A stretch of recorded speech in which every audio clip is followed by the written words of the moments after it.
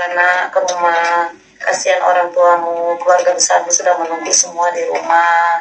Mereka kangen dengan kamu. Pulanglah.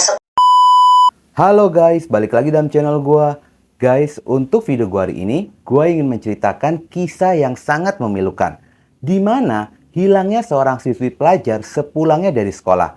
Rasa rindu seorang ibu kepada anaknya diutarakan, berharap anaknya bisa kembali pulang dengan selamat.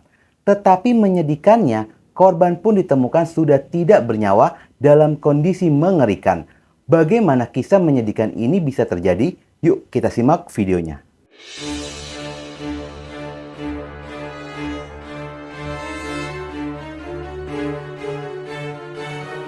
Kisah bermula ketika sepasang suami istri yang bernama Hasmi Edi dan Sulastri, warga RT 10 RW 4 Kelurahan Timur Indah, Kota Bengkulu, merasa telah kehilangan anak bungsunya dari 3 bersaudara yang bernama Auzia Umi Detra alias Tara, berusia 17 tahun, merupakan seorang pelajar kelas 2 SMU Negeri 4 Kota Bengkulu.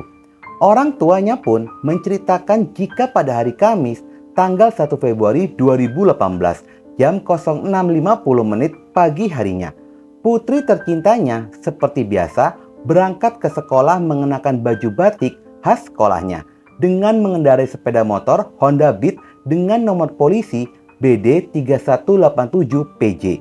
Namun hingga sore tiba, putrinya pun tidak kunjung kembali dan tidak ada kabar beritanya, yang membuat kekhawatiran di pihak keluarga. Pihak keluarga sudah berusaha untuk mencarinya dengan mendatangi sekolah dan menanyakan kepada guru serta teman-temannya. Meskipun tidak ada yang mengetahui keberadaannya, tetapi ada yang melihat jika Tara pulang dari sekolah berganti pakaian, mengenakan training olahraga dan baju mengenakan seragam batik. Bahkan teman dekatnya yang bernama Cindy sempat berbincang dengan Tara lalu mengajaknya menonton bioskop, tetapi ditolak lantaran pada hari itu dia mengatakan sepulangnya dari sekolah dia akan pergi ke rumah kakaknya. Namun di mana dan bersama dengan siapa dia akan pergi tidak diketahui. Hingga akhirnya Cindy dan Tara pun berpisah di depan gerbang pintu sekolah. Kedua orang tuanya pun merasa sangat cemas lantaran mereka sangat mengetahui jika putrinya jarang keluar rumah.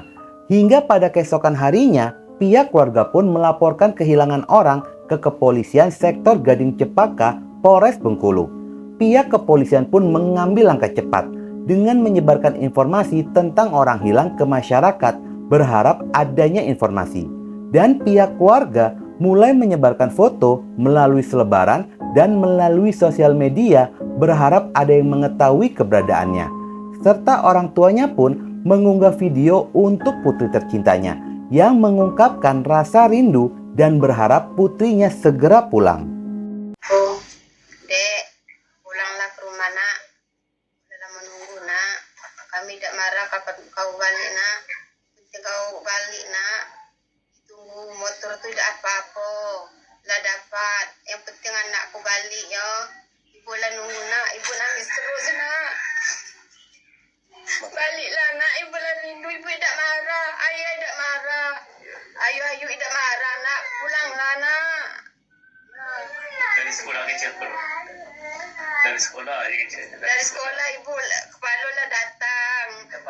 Lah makmur. Zadunya ini harap maklum. Adik bukan orang bandel. Adik kan anggap musibah ini nak. Pada kasus ini, pihak keluarga pun sangat aktif melakukan pencarian dan sedikit mendapatkan adanya titik terang ketika mendatangi paranormal yang mengatakan jika Tara masih hidup namun dalam kondisi tidak bertenaga. Paranormal itu pun melihat jika lokasinya berada di perairan arah lapangan golf.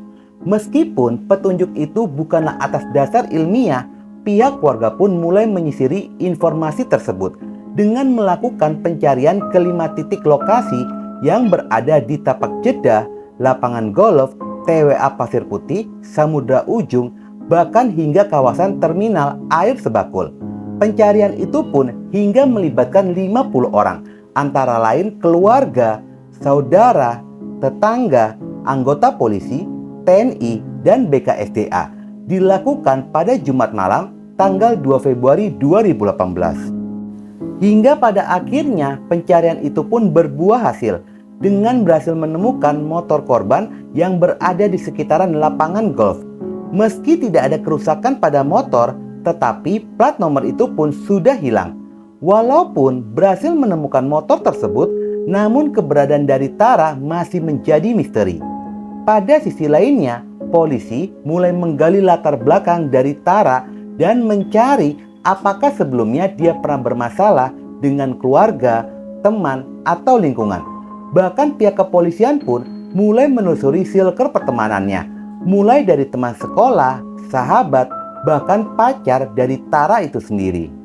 Pada saat tersebarnya informasi tentang orang hilang, pihak keluarga pun kembali mendapatkan informasi jika ada yang melihat Tara berboncengan dengan seorang pria mengenakan baju berwarna putih dari Bengkulu ke arah Kepahayang.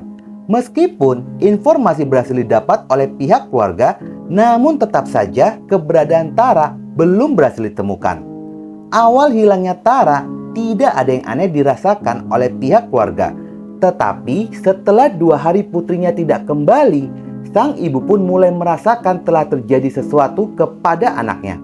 Ketika dirinya sedang menunaikan sholat duha, setelah selesai dan berdoa, terlihatlah gambaran jika putri tercintanya meminta tolong kepada dirinya. Namun sang ibu pun tidak bisa berbuat apa-apa dan hanya terus memanjatkan doa. Sementara dari hasil penyelidikan polisi pun mulai bisa mengkerucutkan pelaku kejahatan ini. Berawal dari kesaksian teman sekolahnya yang bernama Ravindo, jika kekasih dari Tara sempat datang ke rumahnya, lalu mengambil palu dan gunting dan menunggu Tara datang. Setelahnya mereka pun bertemu dan pergi bersama. Mulailah terungkaplah teka-teki atas hilangnya Tara, yakni mengkerucut kepada kekasihnya yang terakhir bersama dengan Tara. Polisi pun segera bergerak melakukan penelusuran lokasi di mana keberadaannya. Dari hasil penelusuran polisi, jika kekasih korban ini merupakan seorang pelajar SMA Negeri 7 Kota Bengkulu, yang dimana dia pun merupakan seorang atlet karateka mewakili sekolah dan provinsi Bengkulu, bernama Dimas Nofran Permadi, berusia 18 tahun. Diketahui dia pun tinggal terpisah dengan orang tuanya dan ngekos di Jalan Citandui 1, Lingkar Barat, dan pemilik kosan bernama Ibu Dewi. Pada tanggal 7 Februari 2018, polisi pun tiba di kosannya. Dimas selaku kekasih dari korban pun dengan santai menjawab pertanyaan dari polisi mengenai keberadaan dari Tara. Namun di saat sedang menggali keterangan, mulailah tercium aroma tidak sedap. Polisi pun segera mencari sumber bau tersebut dan berhasil menemukan adanya noda darah pada tikar. Dari temuan itu pun polisi mulai melakukan penekanan yang keras kepada Dimas. Hingga akhirnya Dimas pun terpojok dan mengakui perbuatannya telah melakukan pembunuhan kepada kekasihnya itu. Polisi meminta menunjukkan di mana dia menyimpan tubuh kekasihnya itu. Akhirnya Dimas pun menunjukkan di mana dia menyimpan tubuh korban. Saat memasuki rimbunnya semak-semak pohon bakau lentera merah kawasan Pulau Bai, Kota Bengkulu, tubuh korban berhasil ditemukan. Tetapi mirisnya kondisi korban sudah terpisah-pisah dan sangat sulit dikenali. Yang bisa dikenali hanyalah pakaian batik dan celana training yang terakhir kalinya dikenakan oleh korban. Polisi pun belum bisa memastikan apakah korban ini dimutilasi atau karena dimakan oleh hewan buas. Selain menemukan tubuh korban, polisi pun berhasil menemukan gunting di sekitaran korban. Tubuh korban pun segera dievakuasi ke RSUD M Yunus Bengkulu guna pemeriksaan lebih lanjut. Namun ternyata pelaku ini berusaha kabur dan terpaksa polisi pun memberikan hadiah timah panas pada paha kanannya. Kejadian mengerikan ini bermula dari kebingungan pelaku yang tinggal terpisah dengan orang tuanya. Sementara sewa kamar kosannya sudah nunggak selama 3 bulan sebesar Rp1.350.000. Ditambah lagi dia pun memiliki hutang sebesar 1,5 juta. Lantaran bingung bagaimana dirinya bisa melunasi hutang tersebut.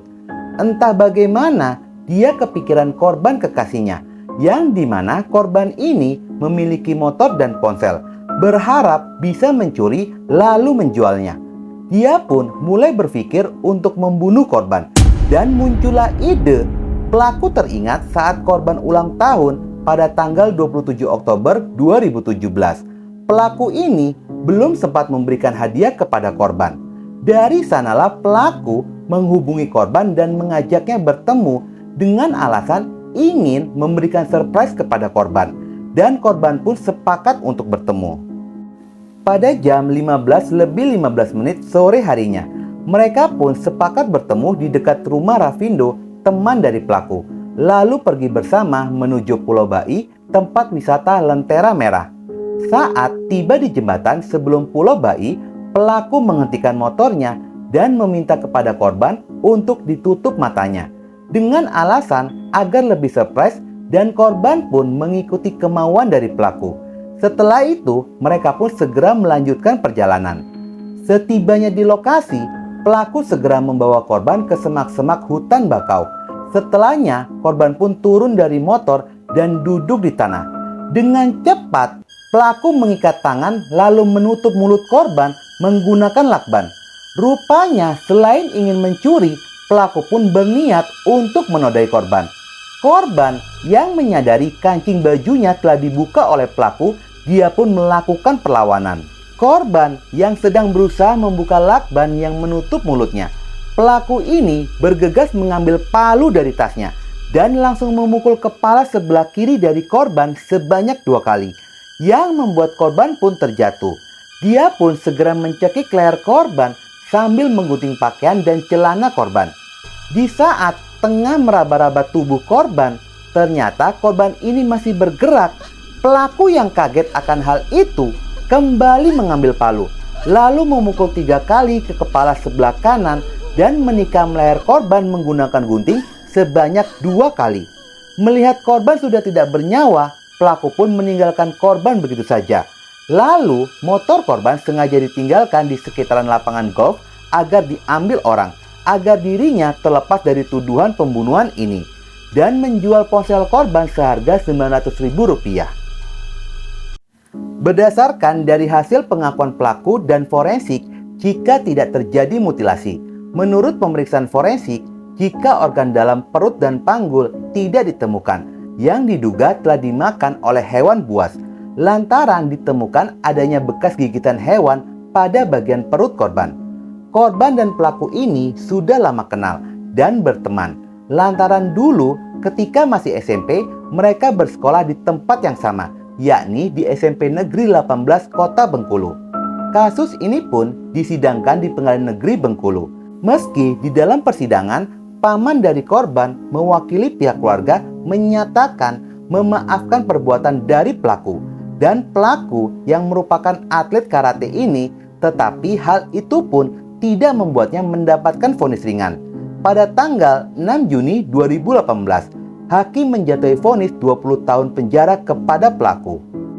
Guys, sangat memilukan sekali apa yang terjadi pada korban ini. Intisari dari kasus ini, sebaiknya kemanapun kalian pergi, sebaiknya izin terlebih dahulu kepada orang tua. Meskipun begitu, korban bertaruh nyawa demi mempertahankan kehormatannya, surga untukmu. Jahat sekali pelaku ini sebagai pria. Hutang masalahmu, tapi korbankan nyawa orang lain yang tidak berdosa dan salah demi menyelesaikan hutang. Sebenarnya layak banget dia mendapatkan vonis mati. Tetapi mendinganlah dapat vonis 20 tahun penjara daripada vonis ringan dengan alasan anak di bawah umur. Oke guys, sekian dulu video gue hari ini dan jangan lupa ikuti terus video gue. Oke?